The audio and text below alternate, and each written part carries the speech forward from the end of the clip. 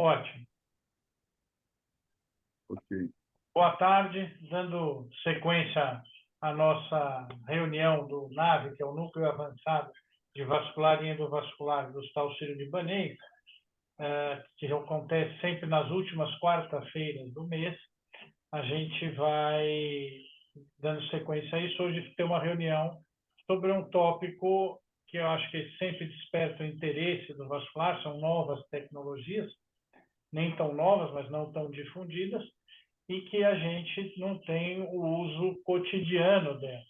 Então, a angiografia com CO2, eu acho que ela tem várias características que merecem ser exploradas para que a gente possa usar. O Fábio, que é um cirurgião vascular e endovascular pela Sociedade Brasileira de Angiologia e Cirurgia Vascular, e é cirurgião no Sírio-Libanês, trabalha com a gente, vai apresentar algumas coisas sobre a angiografia e um relato de caso que a gente teve explorando um pouquinho da técnica e dos benefícios e dos riscos dessa opção. Fábio, por favor. Boa tarde, eu vou compartilhar minha tela aqui um momento.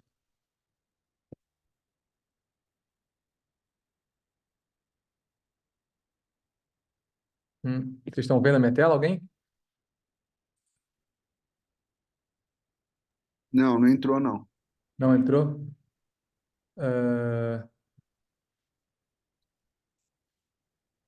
Vamos descobrir o que está acontecendo.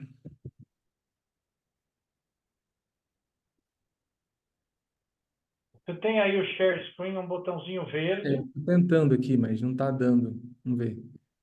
Henrique liberou? Share.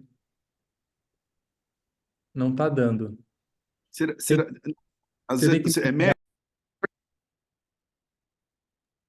Agora sim, perfeito, tá ok. Vocês estão me ouvindo, pessoal? Desculpa. Sim. Perfeito, agora tá ok. Então tá bom. Gente, boa tarde, eu sou o Fábio Goldberg, trabalho com o André no Sírio. Queria agradecer ele por ter me convidado para falar um pouquinho sobre angiografia com CO2 e no nosso dia a dia, né, do vascular, tá? Então, falando um pouco do histórico, o CO2 já é usado como meio de contraste aí há cerca de 40 anos, né? O Hawkins, que foi um dos grandes entusiastas e pesquisadores sobre as angiografias com CO2, publicou em 71 que ele, de maneira inadvertida, injetou ar ambiente num tronco celíaco. E, sim, para surpresa dele, ele conseguiu ter uma contratação boa da árvore arterial e o paciente não teve nenhuma complicação. Tá? E, a partir daí, ele se motivou e se interessou a pesquisar cada vez mais as angiografias com meios gasosos, como o CO2. Tá? E trazendo isso um pouco mais para a nossa aplicabilidade, para o nosso dia a dia, a gente sabe que a principal indicação para o uso do CO2 é o paciente com risco elevado para nefropatia induzida por contraste, né? A gente sabe que a nefropatia induzida por contraste é a terceira principal causa de insuficiência renal em pacientes internados. Então, é de muito bom tom, é muito lógico que a gente encontre algum meio de contraste não nefrotóxico para esses pacientes. E, além disso, a gente precisa lembrar que alguns pacientes têm alergia ao iodo, né? Até 1% dos pacientes têm algum tipo de alergia ao iodo e, de maneira possível, a gente deve evitar também o iodo para esses pacientes. Então, assim, os fatores de risco para nefropatia induzida por contraste, o principal deles é a doença renal pré-existente. Mas outros fatores, como o diabetes, hipertensão, a desidratação, insuficiência cardíaca, tabagismo, idade avançada, ou seja, todos os fatores de risco dos nossos pacientes, né, do universo vascular. Então, é muito interessante que a gente consiga, para os nossos pacientes, encontrar alguma alternativa ao iodo. O que não se sabe é qual que seria a indicação, não tem evidência ainda para isso, né? Qual que é a indicação precisa para a gente não usar o iodo e sim o CO2. E o que a gente sabe, né? Que a gente deve, a todo custo, reduzir o risco de nefropatia induzida por contraste, né? E a principal forma da gente fazer isso é limitar o uso do meio de contraste iodado, seja limitar por completo, ou seja, tentar um procedimento somente com CO2, ou limitar ao máximo possível, né? A gente usa o CO2 na maior parte do procedimento e de maneira pontual ali, eventual, a gente faz uma confirmação com iodo, por exemplo. E, além disso, a gente tem que lembrar de outras maneiras que a gente consegue, né, fora a angiografia, limitar o uso, limitar ao máximo as injeções. Tá? Então, por exemplo, tentar utilizar referências anatômicas, referências ósseas, o cálcio da própria artéria, se a gente tem um stent prévio. Então, por exemplo, eu já fiz uma angiografia, eu sei que a femoral superficial oclui na hora que ela cruza o fêmur, por exemplo. Se eu quero voltar ali, eu não preciso refazer essa imagem, né? Eu já sei, se eu não mudei a projeção, eu sei que se eu botar ali o fêmur ou o final de um stent, eu consigo limitar uma injeção. E, além disso, o uso da tecnologia. Então, a gente tem roadmap, overlay, imagem de fusão, posicionamento automático da mesa, eu consigo resgatar aí a projeção, onde estava a mesa. Com isso tudo, a gente diminui as injeções de contraste e, como bônus, a gente diminui também para a gente a exposição à radiação, né? A gente tem que sempre lembrar, né? Tem o conceito de ALARA, que é o as low as reasonably achievable, né? A gente tem que sempre usar de maneira consciente a radiação. Então, são duas coisas que a gente consegue da mesma maneira. E se a gente quer usar o CO2 como meio de contraste, a gente tem que entender como que ele funciona. E, para isso, precisa entender um pouco das propriedades físicas e químicas do CO2. Tá? Então, primeiro de tudo, o CO2 é um gás neutro, tá? Um gás natural e neutro. Então, ele não tem nenhuma toxicidade ou reação alérgica conhecida. Além disso, ele tem uma rápida eliminação intravascular. Ele é 20 vezes mais solúvel que o oxigênio. Então, de 2 a 3 minutos, ele é completamente dissolvido. E todo o CO2 circulante, ele é praticamente eliminado em uma passagem só pelos pulmões. Além disso, ele tem uma característica interessante, que é a flutuabilidade. Então, isso tem a ver com a leveza do gás, tá? Então, ele tende a ficar na parte anterior das artérias. Isso permite uma visualização melhor dos vasos que têm uma situação anterior, por exemplo, na aorta de um trombo celíaco ou de uma mesentérica. Tá? E, por um outro lado, se a gente faz uma injeção menor, com volume pequeno, a gente pode falhar em ver vasos que têm uma orientação posterior, como uma renal esquerda, ou então as hipogástricas, ramos lombares.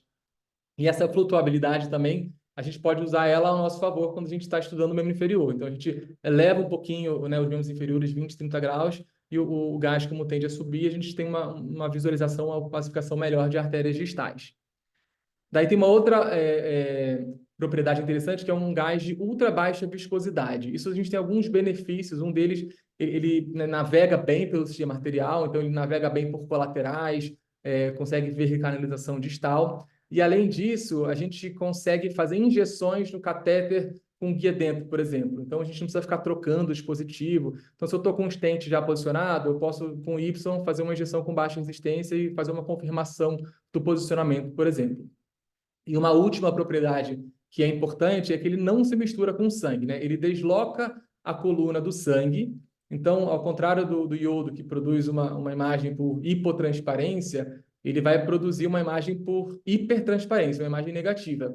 Mas o protocolo que a gente seleciona no aparelho, ele já faz a inversão da imagem para ele gerar para a gente um resultado final que é igual a uma imagem de subtração digital, por exemplo. Isso facilita a interpretação, universaliza a interpretação dessas imagens. Uma coisa que acontece, né, por conta desse fato que ele não se mistura, é um efeito que, a hora que a coluna de ar passa, principalmente por bifurcações arteriais, ele pode se fragmentar essa coluna. Então, que era uma coluna, ficam duas colunas e uma falha de enchimento no meio. Isso pode causar um artefato que na verdade é uma pseudoestenose. Parece que é uma estenose, mas na verdade é uma fragmentação dessa coluna do ar. O que a gente pode fazer é ou ir lá injetar de novo, usar um pouco de iodo, ou talvez o que fosse melhor, né, para evitar nova injeção, nova exposição à radiação, a gente vai lá na máquina, faz, né, o somatório dos frames e tem uma imagem final somada e você consegue entender o que realmente era estenose, o que era esse efeito de fragmentação da coluna do ar. Tá aqui algumas imagens, por exemplo, essa primeira injeção da aorta, a gente não vê a renal esquerda. Quando a gente vê esse corte axial embaixo desse esquema, a gente vê que o ar está todo para cima e a renal esquerda não foi opacificada. E aí o que foi feito foi o paciente foi rotacionado para o lado direito e deixou a renal esquerda com uma situação um pouquinho mais anterior. E aí a nova injeção a gente vê lá em cima opacificando também a renal esquerda. É uma das coisas que a gente pode fazer para driblar esse problema. Tá? Aqui, um membro inferior, a gente percebe que mesmo com oclusão da femoral, tá? A gente vê que o meio de contraste do CO2, ele navega bem pelas colaterais e ainda foi usado aqui a elevação da extremidade inferior dos membros inferiores e a gente consegue ter uma boa pacificação das artérias distais. E aqui mostrando o que seria a pseudoestenose. A gente vê que essa fragmentação, esse aparelhamento vai caminhando, né, junto com a progressão do meio de contraste mas na hora que somou todos os frames, a gente tem ali a última imagem em que a gente consegue definir o que realmente era um ponto ali de uma suboclusão e o que era só um artefato de imagem, e a gente vê que, na verdade, estava pérvio para baixo. Tá? Então, com isso, a gente vê indicações, tá? São diversas, tá? Procedimentos em membro inferior, procedimentos arteriais viscerais. Então, a gente precisa lembrar aqui, inclusive, da artéria renal. Então, paciente que já tem, talvez, uma disfunção renal, então é interessante a gente evitar o uso de iodo nesses pacientes. Procedimentos venosos, tanto periféricos quanto centrais. Daí, o fato do ar não se misturar, né, não se diluir, é uma vantagem, porque a gente está num vaso de maior capacitância e o ar não se mistura. Então, a gente consegue ter uma boa pacificação de vasos maiores. E por esse motivo também, e também pela baixa viscosidade, a gente tem talvez uma detecção boa de sangramentos. Além disso, intervenções portáteis como TIPS, intervenções em acesso para diálise, tanto em veia central, o corpo da fístula. Só na anastomose que tem que ter um cuidado maior para não ter um refluxo para o sistema arterial e membro superior, porque isso pode ter também um refluxo para a subclávia vertebral e ter algum tipo de manifestação neurológica. Tá? E outras indicações, aneurisma de aorta, detecção de endolique, malformação vascular, ou seja, dentro do nosso universo tem uma ampla gama aí de aplicações. E as principais limitações do método, a primeira é a falta de familiaridade, né? Então, assim, tanto pela uma falta de treinamento, é um dispositivo que geralmente não está disponível nos centros de treinamento, né, no SUS, e além disso, ele não está necessariamente disponível o tempo todo nos hospitais, né? Você tem que se programar. Geralmente precisa solicitar para a distribuidora trazer, isso torna o seu uso assim, um pouco menos dinâmico, vamos dizer. E outras limitações é um medo, talvez exagerado, de complicações e uma suposição de que seria um método que consome mais tempo e produz imagens talvez de menor qualidade. E agora, assim, efeitos adversos existem, tá? Geralmente são leves, como dor abdominal e náusea. Isso acontece, é transitório, tá? Geralmente leva 2, 3 minutos. Acontece por um bloqueio temporário da circulação mesentérica, mas à medida que o gás vai sendo reabsorvido, ele passa, tá? E geralmente não precisa de tratamento nenhum. Pode ser feito assim uma mobilização do paciente, que você troca a bolha de lugar, você fica uma massagem abdominal e talvez na próxima injeção faz um pouco menos de volume. Isso, geralmente não requer tratamentos além disso. Mas existem também efeitos adversos de maior gravidade, tá? O principal deles, assim, é a contaminação com ar, que gera uma embolização, e aí o sintoma vai depender do sítio que foi comprometido, então pode ter isquemia mesentérica, pode ter isquemia medular, com manifestação neurológica, e esse risco vem sendo menor à medida que a gente usa os dispositivos que são dedicados e que existem um filtro, né, de ar na linha deles. Agora, uma outra complicação grave que pode acontecer é o fenômeno do vapor lock, que pode ser tanto um vapor lock aórtico ou um vapor lock cardiopulmonar. O que é o vapor lock? É um fenômeno que acontece principalmente quando a gente tem injeções de grande volume, tá? E sequenciais, ou seja, que a gente não espera um tempo adequado entre cada injeção. E acontece principalmente em algumas anatomias de risco maior, como, por exemplo, a aorta abdominal no aneurisma, que tem uma capacitância maior. Então, a gente tem muito volume de gás, tá? Esse gás interage com outros gases endógenos, como oxigênio, nitrogênio. Existe uma troca gasosa, um equilíbrio entre esses gases e existe um aprisionamento do CO2. Tá? E essa grande bolha causa uma obstrução mecânica. Então, por exemplo, no aneurisma de aorta, né, fica anterior, claro, por conta da leveza do gás, pode obstruir uma mesentérica inferior e causar uma isquemia de cólon. São coisas que podem acontecer. E aí, sim, o que deve ser feito para evitar, né, é esperar 2, 3 minutos entre cada injeção, controlar o volume. E se por acaso acontecer, a gente deve mobilizar o paciente, tentar mobilizar essa bolha, massagear e fazer talvez heparina para evitar uma trombose secundária, a progressão desse quadro. Tá? E isso pode acontecer também, o vapor lock cardiopulmonar, quando a gente trata procedimentos venosos e vai ter uma obstrução da circulação pulmonar, um quadro clínico parecido com o TEP. Tá? Outras complicações, né, graves também, atroembolismo, tá? Pode acontecer porque a hora que a gente injeta o gás, ele pode ter uma entrega muito explosiva, vamos dizer assim, tá? E causar uma ruptura de uma placa com atroembolismo. Existe um aumento muito grande súbito da pressão intraluminal. E aí vai causar insuficiência renal, isquemia mesentérica, medular, paciente tem livedo, aquela história toda do ateroembolismo. E o que a gente pode fazer para evitar isso é talvez não posicionar a ponta de catéter próximo à placa, tá? Isso a gente consegue limitar. Uma outra coisa importante é a gente sempre tem que fazer um flush, né, preencher o catéter com gás antes de injetar. Porque se tem sangue no catéter, o gás carbônico ele é um gás compressível, e aí a hora que a gente comprime ele contra essa coluna de líquido que poderia ter dentro do catéter, a hora que ele entra no vaso, a pressão fica muito maior. Então, o adequado é a gente sempre ter um flush de gás e depois fazer a injeção. E uma última complicação grave, neurotoxicidade, tá? Por isso que a gente evita, quer dizer, não pode fazer o uso do CO2 arterial acima do diafragma. Isso inclui membro superior pelo risco de refluxo, tá? Para subclávia e vertebral. Então, aqui algumas imagens, tá? Do que está acontecendo. Esse aqui é o fenômeno do vapor lock. Então, aqui a gente tem a interação entre os gases com a formação de bolha na parede anterior. Então, essa primeira angiografia, a gente não vê as renais, por exemplo, nesse aneurisma. Tá? E aí, quando foi colocado no perfil, viu que tinha uma grande bolha na parede anterior e isso estava obstruindo mecanicamente os ramos da aorta. Peraí. É isso. Então, assim, como conclusão, a gente sabe, então, percebe que se usado de maneira consciente, né, e adequada, é um meio de contraste seguro, versátil, não nefrotóxico, não alergênico. E em relação a custo, se a gente considerar que a gente está protegendo esse paciente talvez de uma possível complicação, uma disfunção renal, vai diminuir tempo de internação, tratamento de complicação, a gente pode dizer que a gente pode até conseguir diminuir o custo global aí desse paciente. Então, assim, é uma estratégia que tem que estar no armamento e também tem que estar na cabeça do cirurgião vascular, na memória, né? Para a gente evitar aquela situação que acho que todo mundo já passou, de tratar um paciente, foi tudo lindo, e aí depois o paciente evolui com disfunção renal e a gente para e pensa, talvez nesse caso dava para ter usado CO2 em vez de iodo, né? A gente fica com isso na cabeça. Tá? E aí, para ilustrar isso, como o André falou, a gente queria trazer um caso clínico aqui do hospital, da nossa equipe, tá?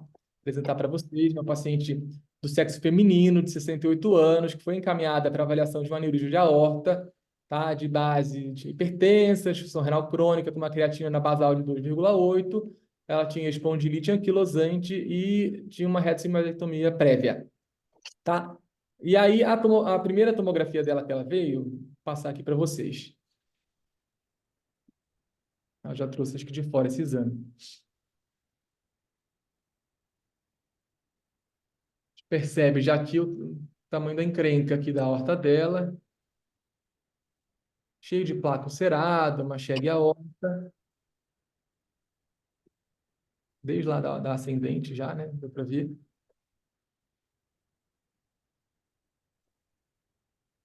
A gente percebe que já vai começar um pouco de dilatação aqui no nível das viscerais. Tem um aneurisma de tronco celíaco. Ela é rim único funcional, a direita já rim todo atrofiado. O diâmetro infrarrenal máximo é de 4,8. Enfim, esse é o caso que chegou para a gente para avaliar esse aneurisma, né? E as ligas todas também um acesso bem ruim. Vem ver um caso. Quer que passe de novo a tomografia? Não, tá ótimo, tá ótimo. Então, Segue. enfim, acho que já deu para ver bem. Aqui a gente está fixando o que talvez nem todo mundo viu ali, que passou rápido, que tinha uma estenose de artéria renal esquerda importante, tá? O rim direito atrofiado já e essa estenose importante, crítica da renal esquerda. Considerando, tá, essa paciente já com disfunção renal prévia, tá? O rim único, funcional, e que por um outro lado aí, ela tinha hipertensão de descontrole, por outro lado, uma aorta toda ruim desde lá de cima e um diâmetro aí nem tão, acho que 4,5, 4,7, infrarrenal, o que a gente decidiu foi pelo tratamento apenas dessa renal esquerda, tá? Pensando em proteger a função renal e usando o CO2 como meio de contraste, tá? O procedimento foi feito, tá? A gente usou um Palmage Blue 624, usou um Angiodroid, e só para confirmação do posicionamento e depois para angiografia de controle, usamos um contraste de iodo, usou 12 ml. Até aí tudo bem. Tá? Algumas imagens do intraoperatório, que o acesso que a gente já sabia que não era bom.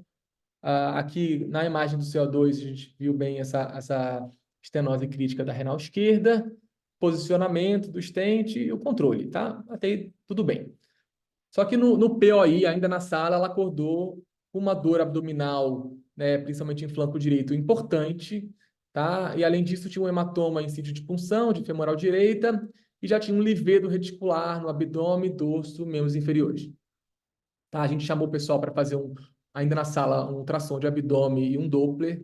tá? O stent estava pérvio, não tinha líquido livre abdominal, não tinha, né, sinais assim, de ultrassom de um hematoma retroperitoneal importante, tinha um hematoma em região inguinal direita, mas não tinha pseudo. Tá? E já os exames que a gente já pediu logo na sequência, tinha uma hemoglobina caiu um pouco e chamou a atenção um lactato muito aumentado, 71. E aí a gente acabou tomografando ela sem contraste, para ver se tinha um sangramento maior, alguma coisa que a gente não tinha visto pelo ultrassom. A tomografia que ela fez ainda precoce nessa evolução desse quadro, mas a gente não viu muita coisa, né? Não tinha hematoma de reto peritônio importante, tinha só, vocês vão ver um hematoma infiltrativo ali associado ao sítio de punção. Tá? Na evolução desse quadro, tá? Ela melhorou um pouco da dor, que foi controlado com medicação assim, simples. O abdômen dela era flácido e o lactato com a hidratação venosa caiu logo para 36, tá? E ela tinha assim já uma história de uma dor parecida com essa no pré-operatório, que foi investigada com reumato e chegou à conclusão que era da espondilite. E a gente achou que pudesse ser isso e ficou observando o quadro clínico dela.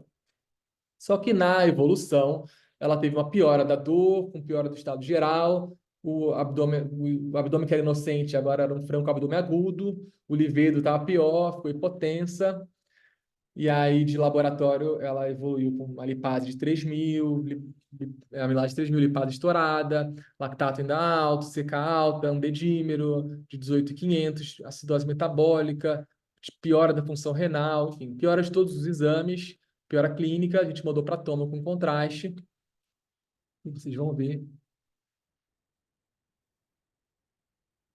Já começou a mostrar sinais difusos de isquemia hepática, esplênica, como vocês vão ver, hipoperfusão pancreática, sinal já para de enchimento em ramo jejunal, ramo ileal, ramo cólico, sinal de isquemia, hipoperfusão parietal de alça, de delgado, de cólon, sugerindo simbolização difusa, tá? A gente, né, aqui, inclusive, a gente consegue ver uns stops, né, na reformatação da imagem da própria mesentérica superior. A paciente foi, né, para lá para a tomia exploradora e já tinha uma isquemia, né, importante, irreversível, comprometendo praticamente todo o delgado, colo proximal, foi aquele abre e fecha, né, foram instituídas medidas de conforto e a paciente foi para óbito, né, no mesmo dia. Bom, procurando na literatura, assim, não tem muita coisa. Eu achei um caso parecido, assim, com o nosso, tá? De um paciente de acho que 67 anos, que foi fazer uma angiografia de renal, que também tinha uma aorta ruim, e foi feito o procedimento com CO2, tá? E essa paciente... Foram feitos injeções de 20... Como é que é? Injeções de 50 ml de volume, 5 injeções de 50 ml de volume ao longo de 20 minutos de procedimento. E ela evoluiu depois com livedo, rabdomiólise, infarto intestinal e acabou morrendo, tá? E essa paciente também foi para uma laparotomia exploradora e ele também tinha necrose intestinal, só que eles biopsiaram, tá? Fizeram várias biópsias, tanto de intestino quanto da pele, porque eles assumiram que tinha sido também uma embolização generalizada de colesterol, porque a aorta era ruim também. E no caso deles, de maneira assim, surpresa, eles não encontraram nenhum sinal de embolização de colesterol nessas biópsias. E aí, talvez gerou a dúvida se não teria sido uma obstrução mecânica através do fenômeno de vapor lock. Então, eu trouxe esse caso para mostrar que, assim, parecido com o nosso, que a gente teve um desfecho muito ruim, seguido de uma angiografia com CO2, talvez por diversas razões que a gente vai discutir, como talvez esse diagnóstico é desafiador, né? Saber exatamente a completa compreensão do que está acontecendo com o caso. Tá? Então, agradecer, queria ver se o André quer complementar alguma coisa em relação ao caso e abrir para alguma discussão.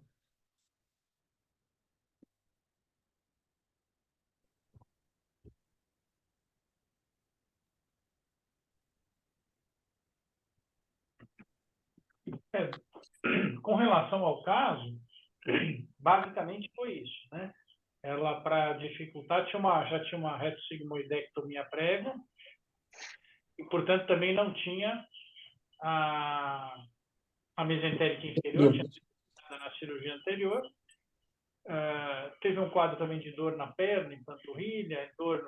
O que realmente atrapalhou é que ela teve uma dor importante no glúteo, que ela falou que era absolutamente igual à dor que ela tinha tido antes, no diagnóstico da espondilite anquilosante, e que a dor abdominal e essa melhoraram com analgésico comum, o lactato caiu, então a primeira condução tinha melhorado. Então, acho que isso é uma coisa que atrapalhou a gente no diagnóstico imediato, não que fosse mudar alguma coisa.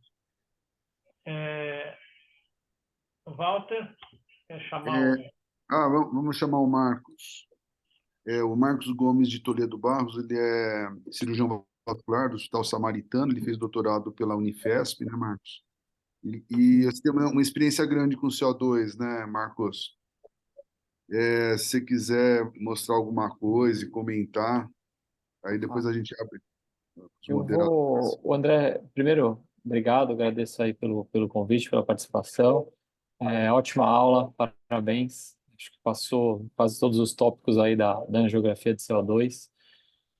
A gente realmente usa bastante angiografia com CO2, na maior parte dos casos para angioplastia periférica mesmo. A gente faz aneurismas também, mas eu acho que hoje com técnica de fusão, a gente conseguindo usar bem pouquinho contraste, a gente tem usado menos CO2 para fazer os aneurismas. E é onde eu vejo as maiores complicações com o uso de CO2 são realmente nos aneurismas, tá? Eu vou só compartilhar a tela aqui, passar rapidamente algumas coisinhas aqui para vocês. O Fábio já falou quase tudo, mas só para a gente debater um pouquinho aí depois. Só um minutinho.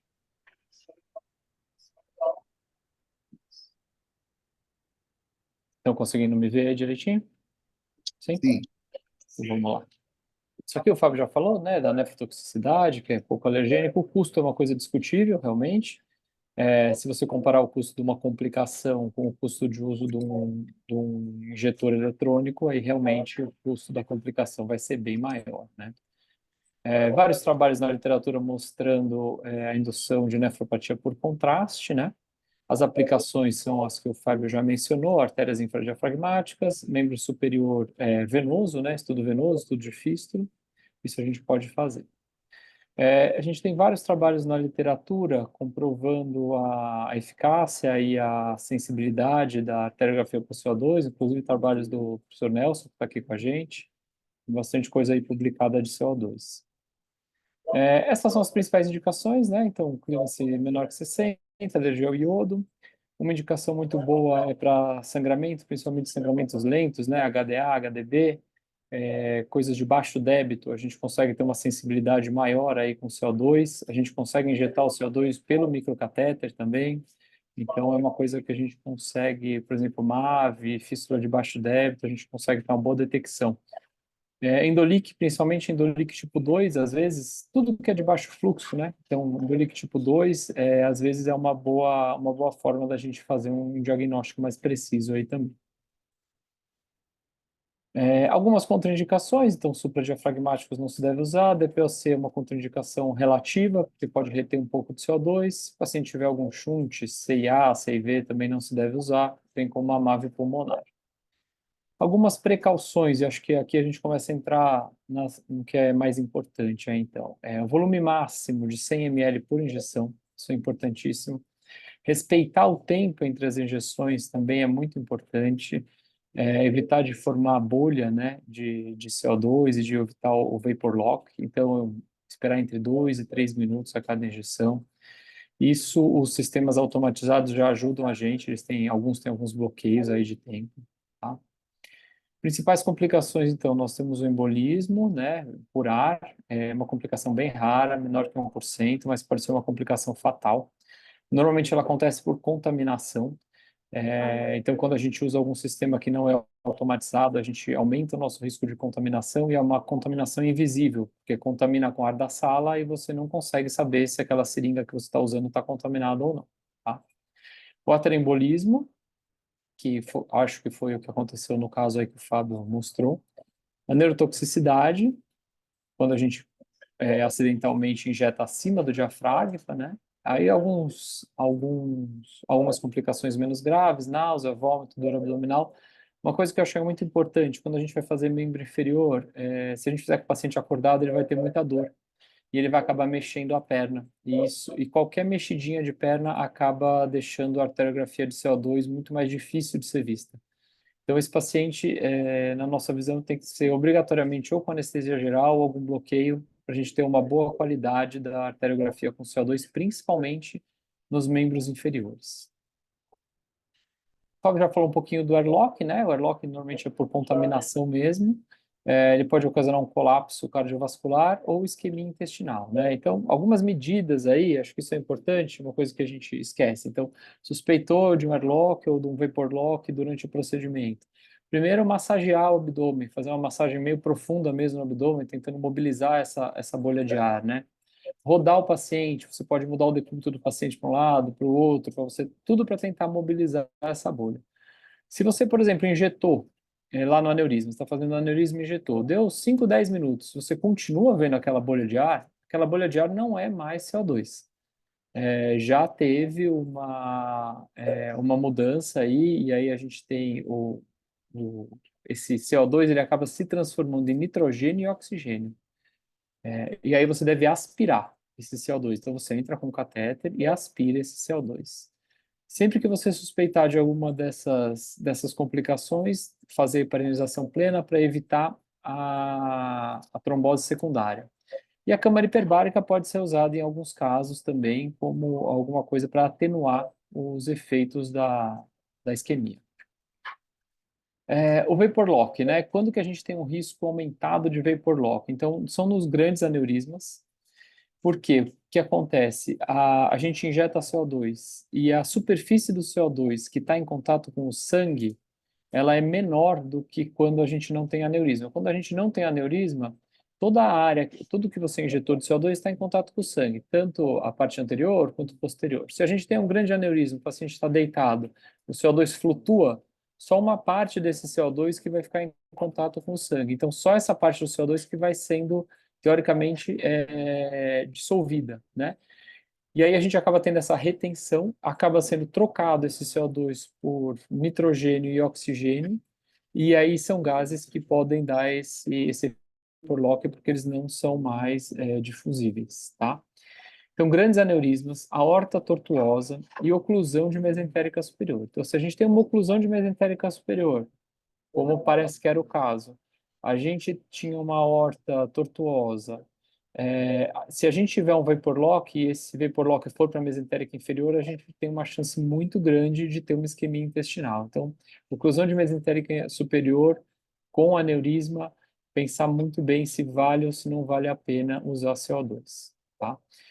Obviamente, múltiplas injeções e pouco intervalo entre as injeções acaba prejudicando muito também. O tratamento é basicamente o mesmo do airlock, né? Então, massagear, rodar o paciente, aspirar o CO2, hiperenização plena. Em alguns casos, acaba indo para exploração cirúrgica mesmo, ressecção de algum pedaço inviável aí de alça de intestino. O aterembolismo. Então, quais são os principais fatores de risco? E aí a gente acaba vendo que esse caso que o Fábio mostrou tinha alguns deles, né? Então, um aneurisma de aorta com trombomural irregular, a gente tinha. Coral Reef não tinha, mas uma Shag aorta. Eu acho que a Shag aorta aí é a principal contraindicação. É uma contraindicação relativa, mas é uma contraindicação, tá? E o aterembolismo pode ser uma complicação aí devastadora, né? Ele acontece por quê? Normalmente, porque a gente acabou injetando o CO2 com o catéter intratrombo. Então, quando a gente tem trombo irregular, às vezes é difícil a gente saber, a gente está olhando só na escopia, é difícil a gente saber se esse catéter está intratrombo, ou se ele está intraluminal, ou se ele está encostando um pouquinho na parede. Se a gente acabar injetando ele intratrombo, a gente vai vai chuveirar e aí vai ser essa complicação devastadora, tá? Uma das dicas, quando a gente for fazer algum caso e tiver tipo uma Shag aorta, e você tiver dúvida se você vai injetar intratrombo ou não, é você pegar um catéter tipo um VERT, um MP, você deixar esse catéter no ósteo de algum vaso, por exemplo, no ósteo da artéria renal, e você vai garantir que ali não tem trombo. você injeta ali no ósseo, não precisa seletivar, mas bem ali na pontinha no ósseo mesmo, e aí sim você vai ter uma boa angiografia. Então, se você for fazer uma angiografia de CO2 numa chegue aorta, eu acho que vale a pena você injetar sempre aonde você tiver algum ramo visceral pérvio, para você poder garantir que você não vai ter arterioembolismo. Da utilização, aí um pouco da nossa prática, né? Aquilo que eu falei, a gente sempre usa ou anestesia geral ou bloqueio. É importante evitar a sedação profunda para a gente não confundir a sedação com alguma intoxicação por CO2. Não usar óxido nitroso, hoje em dia eu sei que usa muito pouco, mas não usar óxido nitroso na anestesia, porque pode potencializar o mecanismo de vapor lock. De preferência, usar alguma máquina que tem um software para CO2, né, que acaba mostrando o CO2 até preto, ele consegue fazer mais frames por segundo, consegue ter uma definição de imagem melhor. Sempre que possível, usar sistemas automatizados de injeção, né, para a gente evitar a contaminação, respeitar o tempo entre as injeções. Elevar os membros, se for fazer de membro inferior. Com sistemas automatizados, isso já não é assim tão importante, mas sempre ajuda um pouquinho na qualidade da arteriografia. Pensar em usar coxins, né, para as artérias viscerais, principalmente as que saem mais posteriores, às vezes uma renal sai mais posterior, artéria lombar ou as ilíacas internas, né, então lembrar que, não estou vendo a renal, provavelmente é porque essa renal está posterior, o CO2 ele vai flutuar, vai ficar anterior e é por isso que você não está enxergando. E fazer sempre injeções seletivas aí e próximas ao alvo. Então, por exemplo, você vai fazer uma perna, você tem uma lesão de femoral superficial e depois lesão distal. Depois que você ultrapassou a lesão de femoral superficial, você deveria injetar com um catéter perto ali da poplite ou da lesão distal para você ter uma melhor qualidade de imagem. Se você ficar injetando do introdutor lá em cima, a qualidade da sua imagem vai ser realmente bem baixa. Aqui é o protocolo de uso, né? Eu vou passar rapidinho aqui. Volume e pressão que a gente deve usar em cada segmento, tá? Se é arterial, né? Aqui below the knee também a gente pode usar, né? Lá embaixo e com microcatéter, como eu falei. Isso é excelente para, por exemplo, a gente procurar uma HDB, por exemplo, que a gente não está achando a fonte de sangramento. Pode ser usado, então, venoso, né? Até nos membros superiores, tá? E aqui são os protocolos. Vou mostrar só um casinho rapidinho para vocês de arteriografia com CO2, paciente de 82 anos, masculino, renal crônico, não dialítico, hipertenso, diabético, lipidêmico, ou seja, um pacote completo aí, uma necrose seca de segundo podolácteo, um Rutherford 5. Essa aqui é a arteriografia com CO2 inicial desse paciente. Então, a gente pode ver uma oclusão aí na femoral superficial, uma oclusão relativamente curta. Vocês veem que reenche por colateral rapidamente lá embaixo. A poplite está boa. Se vocês olharem perto da região suprapatelar, parece que tem uma estenose. Na verdade, é uma bolha. Eu acho que foi uma contaminação, porque vocês vão ver na próxima imagem que ela continua aí. A gente chegou a aspirar ela. E aqui o distal do paciente. Só disparar. A arteriografia de CO2 é um pouquinho mais lenta mesmo. Então, distal bom, né? Com as 3 artérias pérvias aí. Chegando pelo menos duas artérias lá no pé, tá? Então, esse paciente a gente foi para uma terectomia, então só para mostrar que o CO2 pode ser usado até em angioplastias mais complexas, a gente resolveu fazer uma terectomia nesse caso, que era uma lesão bastante calcificada, aqui com aterotomo direcional, terminamos aqui com um balão farmacológico, né? E aqui a nossa arteriografia de controle aqui, com um bom resultado final aqui. Mostrando que a gente consegue usar o CO2 para quase tudo. Às vezes você precisa usar sim um pouquinho de contraste.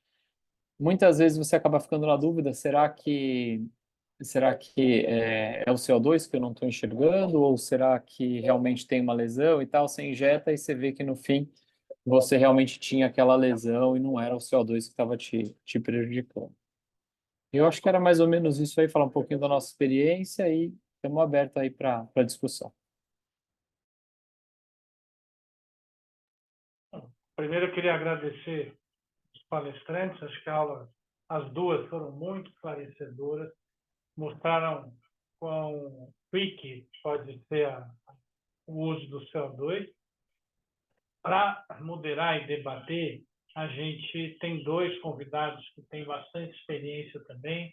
Eu vou começar chamando o professor Nelson Voloska, que é professor associado da Faculdade de Medicina da USP e da Faculdade de Medicina do Hospital Albert Einstein, que desenvolveu uma linha de pesquisa em cima disso, algumas publicações, teve os seus eventos também, então acho interessante que a gente possa ouvir.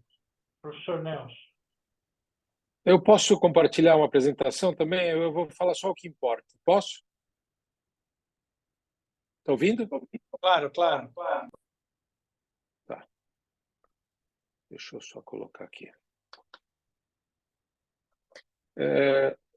A gente começou a desenvolver... Estão me ouvindo? Posso falar? Tudo ok? André? Pode falar. Tá. Comecei a desenvolver atividades com gás carbônico na década de 90, ainda no Hospital das Clínicas, e não quero repetir absolutamente nada do que foi falado. Essa questão do ALARA é fundamental na minha visão, sobretudo dentro da cirurgia vascular. As low as reasonably achievable. Isso vale tanto para radiação quanto vale para contraste, qualquer tipo de contraste. Eu utilizo uma técnica absolutamente diferente de todos os que apresentaram anteriormente. Eu tenho um preconceito imenso com essas máquinas, porque eu acho que o volume de gás carbônico injetado com essas máquinas é tremendo. Tem uma outra máquina que é teoricamente mais simples, né, que você puxa, é só mecânica. Você já viram essa máquina mecânica? Uma vez eu fui medir o volume que injetar, porque você acaba comprimindo o gás carbônico. Era 10 vezes maior do que numa seringa. Então, eu sempre fiquei muito preocupado com volumes de gás carbônico a serem injetados. Tá? Não quero repetir nada. O fato é que eu criei uma linha de pesquisa na década de 2010, onde a gente fez um estudo prospectivo randomizado e em pacientes que não tinham disfunção renal. Então, vocês nunca imaginem que vão conseguir aprender a fazer um procedimento de cirurgia endovascular no indivíduo quando vier o sujeito que nem esse aqui, com problemas renais graves, né? Então, para isso, você tem que realizar procedimentos em indivíduos normais. Isso faz parte da minha atividade rotineira, tá? Quase todos nós realizamos uma angiotomografia pré-operatória em qualquer tipo de procedimento, né?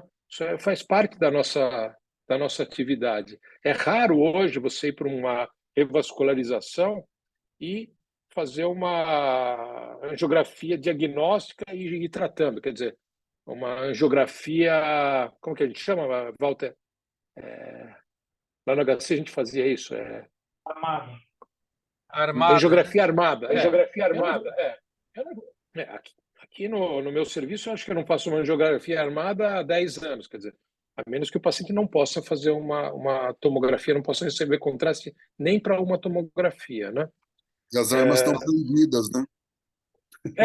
Depende aonde, né? No Texas estão permitidas, tá? Então, o objetivo era se dava para executar os procedimentos, quais eram os desfechos clínicos, a gente avaliava como evoluía o gás carbônico e o custo, não utilizando esses equipamentos industriais, é muito melhor, não tem nenhuma comparação, porque o gás carbônico não custa nada e você não vai ter nenhuma complicação do contraste iodado, tá? A gente fez vários trabalhos que geraram essas publicações. Aqui estão todos à disposição. Nós não tivemos, por sorte, nenhuma complicação maior em nenhum desses casos, tá? Eu só quero mostrar como que é o sistema injetor, tá? A gente precisa, para fazer um procedimento, de um cilindro de gás carbônico, um filtro de partículas, que todo mundo utiliza filtro de partículas, mas se não tiver também não precisa, viu? Só para ficar bem claro. A gente pega e faz isso aqui, ó. A gente liga o cilindro de gás carbônico numa bacia cheia de soro, tá? E daí a gente utiliza uma torneira de 3 vias, uma seringa de 20 ml e faz esse sisteminha aqui. Então a gente trabalha com a seringa embaixo do soro, abaixo d'água, né? Então a chance de contaminação, vejam como que a gente faz sempre. Então, aqui o gás carbônico sendo liberado, você conecta na seringa, que está vazia, zero de ar ambiente, e enche de gás carbônico. Daí, quando você acaba, você mantém a seringa dentro da água, aspira um pouquinho de soro, que eu estou fazendo aqui, e retira a seringa com ela em pé. Com isso, o soro fica embaixo e o gás carbônico fica em cima. Então, a chance disso aqui contaminar com ar não existe. Isso aqui rendeu uma publicação numa revista japonesa que se chama Circulation Journal. Daí a gente leva a seringa do jeito que ela está, conecta no catéter e injeta primeiro o soro. Na hora que você acaba de injetar o soro, você sente uma facilidade de injeção do gás carbônico. E aí sim você faz a injeção do gás carbônico. Tá legal? A gente nunca faz injeções. Uau! Os chineses estão me ouvindo aqui. Deixa eu tirar o compartilhamento. Como descompartilha? Está aqui. É isso que eu faço, em todos os casos. Eu nunca faço uma injeção com mais do que 20 ml. Nunca tive nenhum tipo de complicação. Quanto ao seu caso, André, era um paciente muito doente, que tinha uma aorta muito alterada, que precisava ser tratado, faria a mesma coisa. Qualquer catéter que navegasse dentro dessa aorta poderia gerar por si só essa embolização. Então não dá para relacionar isso com gás carbônico. E se tivesse injetado iodo, também teria dado o mesmo problema. O que eu gosto em gás carbônico é fazer procedimentos, e normalmente eu trabalho assim, né? Bastante econômicos. Eu não faço imagens repetidas, eu nunca faço imagem da aorta, raramente. Quando eu opero aneurisma de aorta, o objetivo é saber onde está a aorta mais baixa, porque a gente tem a tomografia anterior. Você não precisa de novo ver o colo do aneurisma, você não vai medir o colo do aneurisma. Você precisa saber exatamente onde está a renal. Então, o que eu uso? Um cobra, entro dentro da renal mais baixa e com 5 ml você vê exatamente onde está o fim da renal mais baixa. Faço apenas uma injeção para ver essa renal e solto a prótese nesse local. Nas ilíacas internas, às vezes a gente tem um pouco de dificuldade com gás carbônico, com a minha técnica, né? Porque quando a ilíaca interna ela sai para baixo, o gás carbônico sai para cima. Sempre você deve fazer injeção do gás carbônico em direção do fluxo, porque senão a imagem sai muito ruim. Então, aquele exemplo que o Marcos mostrou muito bonito da femoral é porque ele injetou com a direção do fluxo. Se você injetar para cima na aorta, você não vai ver absolutamente nada. Para ver a aorta bem, você tem que injetar um volume tremendo. Então, eu realmente não faço isso, eu tomo alguns cuidados. E nunca tive nenhum tipo de complicação até hoje. E um dia eu vou ter também, porque essas coisas acontecem, não é verdade? Então, não tenho experiência com essas máquinas, tenho preconceito, que é preconceito, não tenho experiência, então não posso falar nada. E eu tenho grande experiência com a técnica manual, acho espetacular, custo zero. Você só precisa ter o gás carbônico, o botijão lá, e tomar bastante cuidado, fazer as coisinhas dentro da água. Mais nada, tá? E parei de publicar nisso porque eu esgotei o assunto, daí eu mudei de tema. Tá bom? Nelson, eu queria agradecer, sabia que você ia trazer uma contribuição importante para a gente, porque você tem experiência. Vou ser chato só lembrar o que às vezes a gente quer esquecer, nós tivemos um caso de paraparesia no HC, ou de paraplegia no aneurisma de aorta, que talvez tenha sido o primeiro caso que se utilizou aqui no país, que eu acho que você deve lembrar. Eu Mas não lembro. a gente teve um doente que fez um aneurisma de aorta e evoluiu com uma paraparesia ou paraplegia numa endoprótese. Mas, de novo, é que nem esse. Eu acho que é muito difícil a gente botar a culpa em A e B. Eu acho que a gente pode discutir mais a difusibilidade, a gerar instabilidade no trombo. Mas, antes disso, eu queria chamar o Álvaro Razucchi, que é uma pessoa que tem bastante experiência, é um cirurgião vascular também do Hospital Sírio-Libanês, mestre e doutor em cirurgia e professor de cirurgia vascular na Faculdade de Ciências Médicas da Santa Casa. Não sei se o Álvaro pôde aguardar a gente até agora, mas eu também sei que ele tem bastante experiência, quero ouvir o que ele tem para dizer, e aí depois a gente chama o debate para conversar todos esses poréns. Bom, boa tarde a todos. Obrigado, André, pelo convite. Eu acho que, primeiro, parabenizar, né? Fábio, muito boa a apresentação. Marcos, Nelson, a gente sempre aprende com vocês. Mas eu acho que uma das coisas que são importantes é mostrar os nossos erros mesmo, né? Ou, na verdade, não foi um erro, foi uma complicação e é com elas que a gente aprende. Acho isso bastante corajoso. Parabéns de novo, André, por mostrar. E é o que você falou, tem casos que a gente quer esquecer e esse deve ser um deles, né? Desses pesadelos que a gente tem. Acho que todo mundo já comentou, o CO2 tem algumas características, né? Eu comecei fazendo também homemade, como você. A gente tinha uma experiência bastante lá na Santa Casa, né? Nunca imaginou usar um Angiodroid, mas o nosso grupo tem uma experiência muito grande com Angiodroid. A gente faz bastante casos de membros inferiores, todos com bloqueio, viu, Marcos? A gente bloqueia todos, realmente dói bastante. Acho que um dos pontos que vocês falaram e que é importante para quando for fazer um aneurisma de aorta é o fato do CO2, né, ter flutuabilidade, e se você tem uma mesentérica inferior pérvia, eu considero isso praticamente uma contraindicação, porque ele vai entrar nessa mesentérica e vai fazer conexões com a mesentérica superior. Então, independente da mesentérica superior estar ocluída ou não, é claro que se ela estiver ocluída, a mesentérica inferior é muito maior e a chance de você fazer um vapor lock ali é muito grande.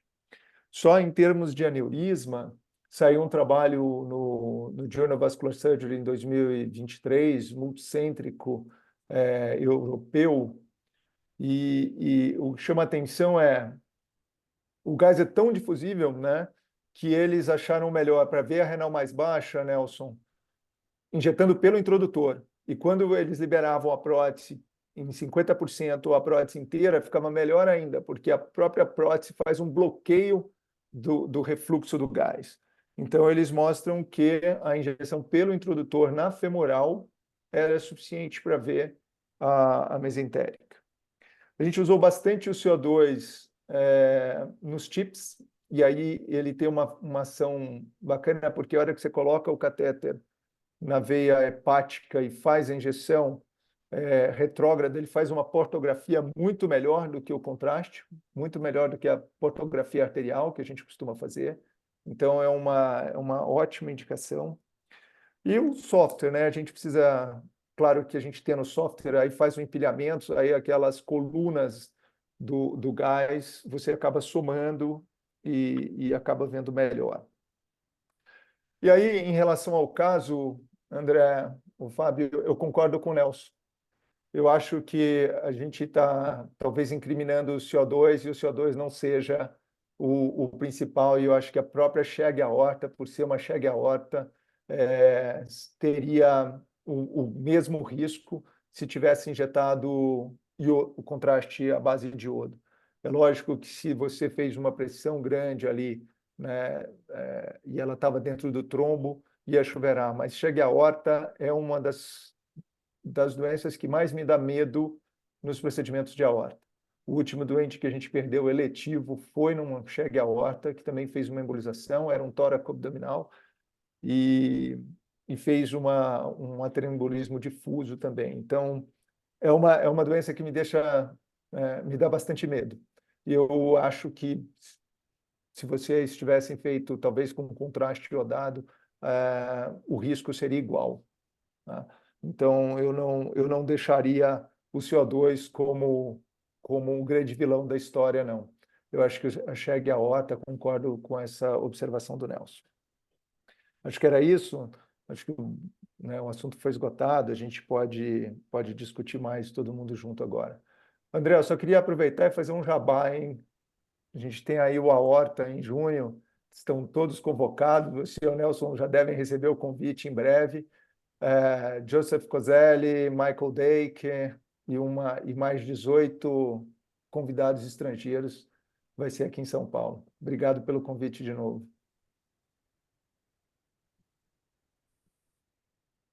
Acho que você está sem som.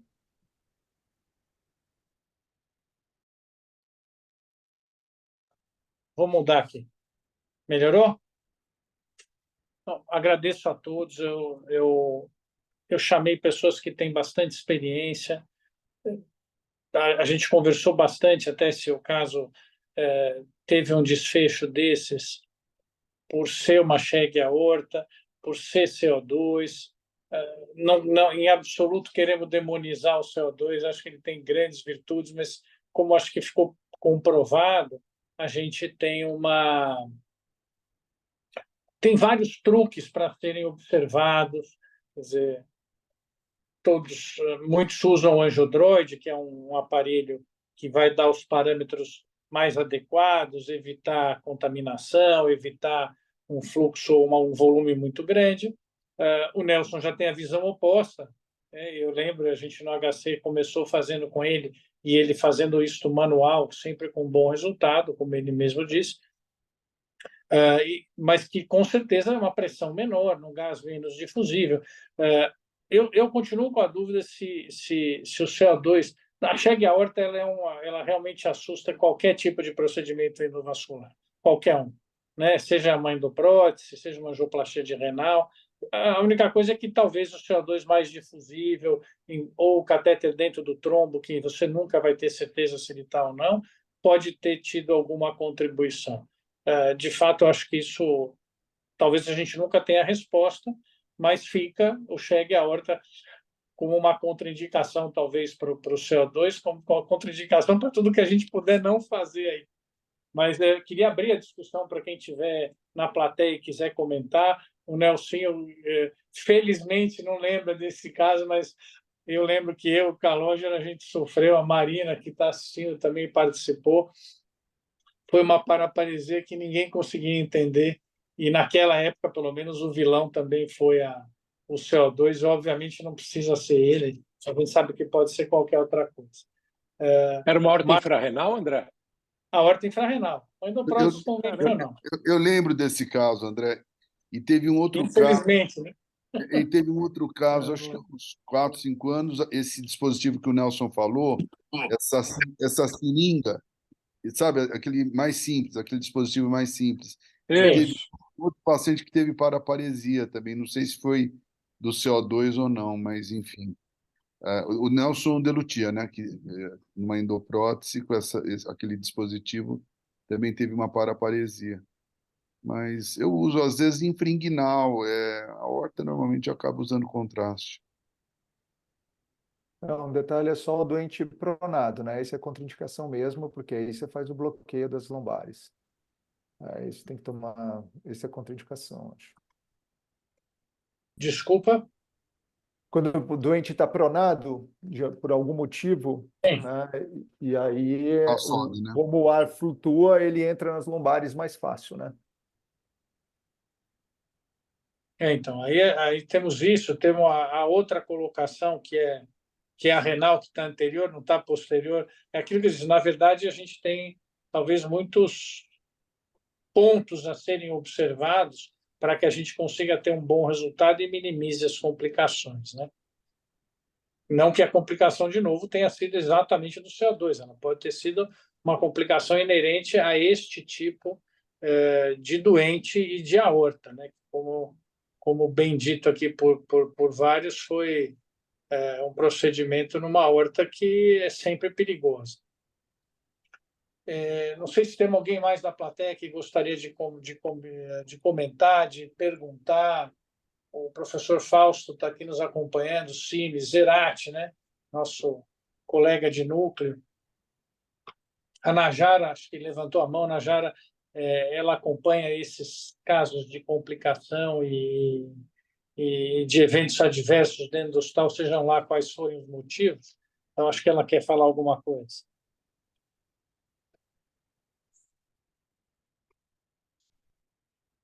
Está mudo, Najara. Desculpa. Em primeiro lugar, eu queria agradecer a oportunidade de estar aqui. Agradeço muito ao doutor André. A gente está junto em diversas oportunidades. Ele é um grande apoiador da promoção e da melhoria da qualidade de segurança e, obviamente, discutir esse caso, obviamente que traz reflexão, aprendizado e olhar para frente, né, com tamanha rica discussão técnica. Eu acho que, de uma forma tão madura, tão honesta e transparente, a doutora André só reforça. De verdade, estou bastante feliz com essa discussão. E eu sou infectologista de formação, trabalho com qualidade de segurança, acabo tendo uma permeabilidade aí com várias equipes e várias especialidades. Eu saí uma melhor médica hoje, e, obviamente, o nosso objetivo é, de fato, olhar o copo meio cheio, né? O que a gente aprende com todos os nossos casos e que transformação a gente gera, tanto na nossa prática pessoal, profissional, quanto organizacional. Todas as organizações aprendem também, e esse é o nosso dever, quando a gente lida com casos que têm um desfecho diferente daquilo que a gente esperava, né? Muito obrigada, só queria agradecer, na verdade é só isso. Fábio, você quer complementar alguma coisa? Eu só vou reforçar, na verdade, a mesentérica superior não estava ocluída. Ela foi diagnosticada uma oclusão distal na tomografia pós-operatória. Era ocluída inferior. Quer dizer, ela não tinha vias colaterais outras. E aquelas oclusões que a gente viu, elas foram pós-operatórias. Como eu disse, acho que todo mundo lembra dos slides iniciais do Parodi, né, em que ele colocava um ateroembolismo maciço nas primeiras endopróteses dele. Quer dizer, isso é uma complicação temida desde o início da cirurgia endovascular. Esse é um slide que, para mim, sempre ficou marcado. Quando ele começou, ele mostrava esse slide para falar, ó, não é um mar de rosas. Professor Nelson, Álvaro, alguma outra colocação? Marcos, não sei se está conosco ainda, que eu sei que ele estava apertado. Ainda está. Estou aqui. Eu queria fazer uma pergunta para todo mundo, na verdade. Se alguém não teria indicado a intervenção nessa renal por conta dessa aorta, ou se tivesse indicado, teria feito alguma coisa de muito diferente? Eu acho que eu faria igual que o André fez mesmo, viu? Uma creatinina alta, uma estenose de renal que precisava ser tratada, né? Que estava evoluindo para uma insuficiência renal. Acho que eu fez tudo o que tinha que fazer, mas essas coisas acontecem, né? Eu faria uma coisa só, viu, Najara? Eu daria um informe consciente para esse paciente, para a família, bem drástico, porque é um caso gravíssimo, né? Tudo que foi feito para ajudar essa paciente de forma adequada. E, infelizmente, os efeitos adversos acontecem, apesar de a gente preferir que não aconteça, não é verdade? Ninguém aqui está feliz. Eu faria o mesmo. Também. Acho que não faria nada diferente, não. Parabéns, André. Não, que bom. Eu realmente fico feliz que eu consegui ouvir todos, mostrar, acho que para todos, que a gente tem uma especialidade difícil e que, por vezes, a gente vai ter eventos adversos, intercorrências, complicações, seja lá qual for a técnica que a gente escolhe, né? Como disse, faz parte da nossa maturidade, do nosso crescimento, trazer o que a gente tem pela frente de resultado ruim. Todos nós lutamos pelo oposto, não adianta jogar embaixo do tapete, porque se a gente fizer isso, o próximo colega que pegar uma chegue aorta pode olhar e falar assim, não, eu vou tranquilo, ele já sabe que não vai. Quer dizer, nós já sabemos, e mesmo assim enfrentamos esse porém. Então, eu só queria agradecer, como disse, a apresentação do Marcos, do Fábio foram excelentes, o Nelson e o Álvaro, como sempre, bons debatedores, maduros, e que confortam a gente na compreensão dos eventos. Najara, obrigado também. Eu vou lembrar que as reuniões do NAVE acontecem sempre nas últimas quartas-feiras. É um local onde eu espero que todos possam vir e trazer a sua experiência, seja de alguma técnica, seja de algum caso clínico, não precisa ser um insucesso, se for um sucesso, melhor, e convidar todos para que venham. Parabenizar o Álvaro aí pelo Aorta que vem vindo, acho que todos nós temos interesse em assistir, a gente sempre aprende ali. Fábio, obrigado, Nelson, Álvaro, não sei se alguém quer comentar mais alguma coisa, senão eu vou encerrar. Vou tentar, além do convite, dizer, a gente procura deixar isto disponível no YouTube para todos os colegas, para que eles possam assistir no momento mais conveniente, nem sempre eles podem estar aqui nessa reunião. Muito obrigado a todos, acho que a gente pode encerrar a gravação.